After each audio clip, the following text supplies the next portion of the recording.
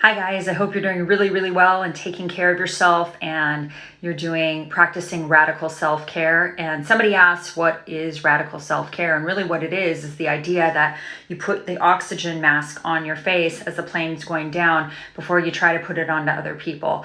And that means instead of being externally focused on fixing everyone on the outside or enabling people or making it better for them, you work on you, you change you fix you, you do self-care, you learn how to set boundaries, you learn some boundaries around your empathy, you learn how to not be a pathological giver and then resent people later. You learn how to set some healthy boundaries. So radical self-care is keeping the focus on you, changing what you can, which is yourself, and keeping it off of other people, stop trying to enable them, give them money, take care of them, love them enough so that they can love themselves. You got to just focus on taking care of yourself, and that's very different than selfishness. Self-care is being able to take care of yourself in a manner in which you're caring for yourself so that you're strong. So when you're strong and you're well and you're whole, then you can focus on helping others with boundaries. In this video, what I'm going to talk about is karma, the narcissist and karma. A lot of people, you could actually call it karma or justice. A lot of people, when they get out of these relationships, they watch the narcissist skipping off into the sunset, either with a new source of supply or maybe not with a new source of supply, but just like they're absolutely unaffected, like this breakup doesn't affect them in any way. They're just, happy as a clam. And especially if they're in the love bombing with a new source of supply, they may be acting, just so ecstatic, and you're over there in the corner broken and dying, right? Or you feel like you are. And you're grieving, and you're usually dealing with betrayal trauma, and you're in a difficult state. And a lot of times these narcissists get all the money, they can turn the kids against you through parental alienation. They skip off into the sunset, and they seem like they're just doing hunky-dory. And it can be very difficult for people who are the recipients of this kind of abuse, because it's covert, hidden abuse, psychological and emotional usually. And that person may even look like they're the nice guy. They may have done a smear campaign and made you look like the crazy one. And it's just baffling. You're like, how is this happening like this? Why is there no justice in the world? Why is there no karma? How come they just get to keep treating people like this and, skip off into the sunset?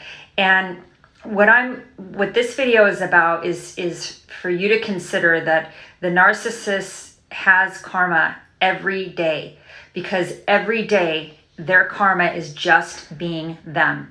Imagine if you are stunted in toddlerhood and you are like a damaged, broken toddler that has a gaping black hole in yourself that can never be satisfied, and you're screaming at the universe to fill up your black hole, and you try to fill it up with people, with sex, with porn, with alcohol, with drugs, with outside validation, with getting the next good job, getting the next degree, and nothing ever satisfies you. Nothing ever gives you that sense of peace and contentment that the rest of us are capable of. Doesn't mean we have peace and contentment all throughout our lives, but if you're a normal person, you're probably in a space where you have had many moments of true joy, true happiness, true peace, true love, true connection with other human beings, where your heart just is full, where you've had moments of just being content and satisfied and happy with your life. I'm not saying it's always like that. I'm saying you are capable of having those experiences. They're not. Imagine every day you wake up and you have to put on a mask. You have such internal self-loathing. You think your true self is so despicable and unlovable and unwell that you have to put on a mask to pretend to be somebody else. And every time you go out into the world, you are wearing a mask. You wear a mask at work. You wear a different mask at home. You wear a different mask with your family. You're wearing a mask, and you can never feel like you can be loved for just being you, for your true self. You never feel like you're good enough.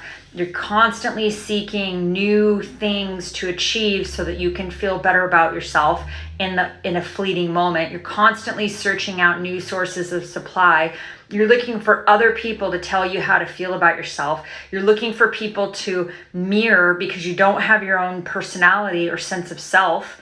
I mean, imagine that emptiness, that loneliness, that I don't know, it's so sad to me. You know, you never have any real true human connections. You never feel like you can depend on anyone.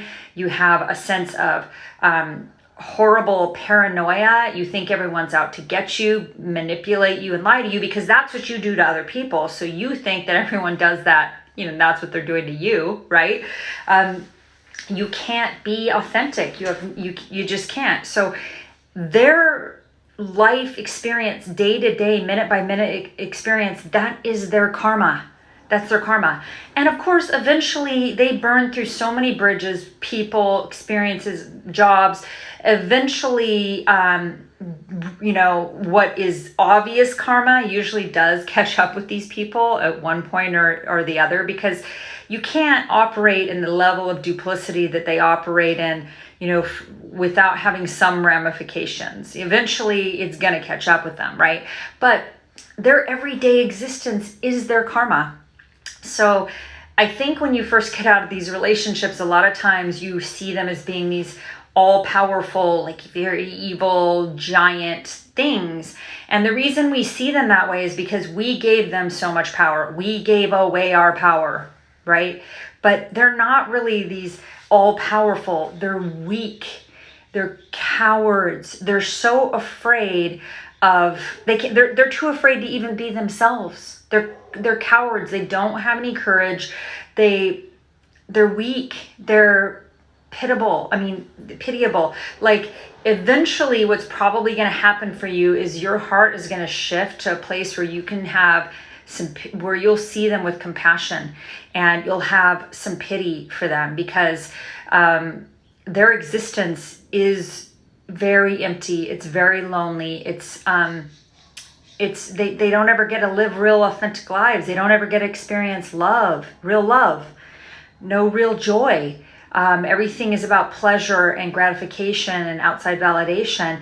And, you know, they need other people to tell them they're okay in order for them to feel okay. They have no sense of self. They have no true core identity. They're not really, they're not real people in a way, right? I mean, yeah, obviously they're human, they're flesh and blood, but they've never lived a real existence in this life. They've never felt like true love, true joy, true connection, true commitment. They've never been able to know that they have a good enough connection where somebody won't throw them under the bus. They're walking around with fear, paranoia, self-loathing, and they have a big black hole inside that can never be filled, right? They'll never, ever be satisfied. They're in a constant state of dissatisfaction where they have to send a fake person to every single relationship.